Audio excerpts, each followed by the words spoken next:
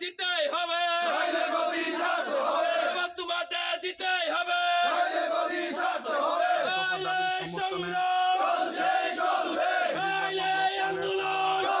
আজকে 30 বাগমা ব্লক কংগ্রেস এবং 31 আরকিপুর ব্লক কংগ্রেসের আহ্বানে আমরা টেপানিয়া ব্লকের বিডিও সাহেবের কাছে এসেছি। 5 জনের প্রতিনিধিও সেখানে যাবেন।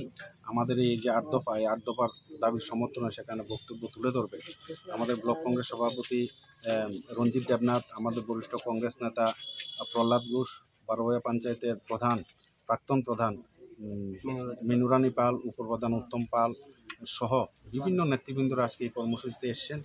আমরা যে কথাটা বলছি যে আপনারা জানেন যে বিগত কিছুদিন ধরে এই ত্রিপুরার যে বন্যায় মানুষ সেখানে বিপন্ন, সেই বন্যায় বিপন্ন মানুষের সরকারিভাবে যে সমস্ত ত্রাণ সামগ্রী দেওয়া হচ্ছে বা অনুদান দেওয়া হচ্ছে, সেক্ষেত্রে বিরোধী দলের কর্মীদের সেখানে বঞ্চনা করা হচ্ছে।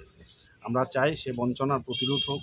আমরা বলেছি যে রেগা শ্রমিক যারা কংগ্রেস করার অপরাধে অনেক রেগা শ্রমিককে সেখানে কাজ দেওয়া হচ্ছে না, পূজার কাজ থেকে সেখানে বঞ্চিত করা হচ্ছে এবং পঞ্চায়েত থেকে যে সমস্ত সার্টিফিকেট ইস্যু করা হয় সেটা ডেথ সার্টিফিকেট বলুন আর জন্ম নিবন্ধীকরণ সার্টিফিকেট বলুন, সেটা ওবিসি এসটির সাব কমিটির সার্টিফিকেট বলুন, বিরোধী দল করার অপরাধে সেই সমস্ত সার্টিফিকেট ইস্যু করতে পঞ্চায়েত সম্পূর্ণভাবে সেখানে বৈষম্যমূলক সেখানে আচরণ করছে। আমরা বিডিও সাহেবের কাছে বলতে চাই যে বন্যার কারণে গ্রামীণ এলাকার রাস্তাঘাট সম্পূর্ণ সেখানে বিপর্যস্ত এবং বিভিন্ন ক্ষেত্রে সরকারিভাবে যে সমস্ত ভাতা প্রদান করা হচ্ছে, সেটা বিধবা ভাতা বলুন, বয়স্ক ভাতা বলুন, সেক্ষেত্রেও বিরোধী দলের কর্মীদের সেখানে চরমভাবে সেখানে বঞ্চনা করা হচ্ছে। এই ধরনের 8টি দাবি নিয়ে সেখানে আমরা যাচ্ছি। আমাদের প্রতিনিধি 5 জন যাচ্ছেন।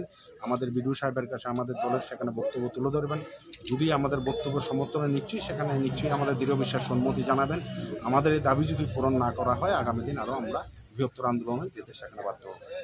রাস্তাঘাট নির্মাণ করতে হবে, পঞ্চায়েত এলাকার দ্রুত রাস্তাঘাট প্রশংসার করতে হবে।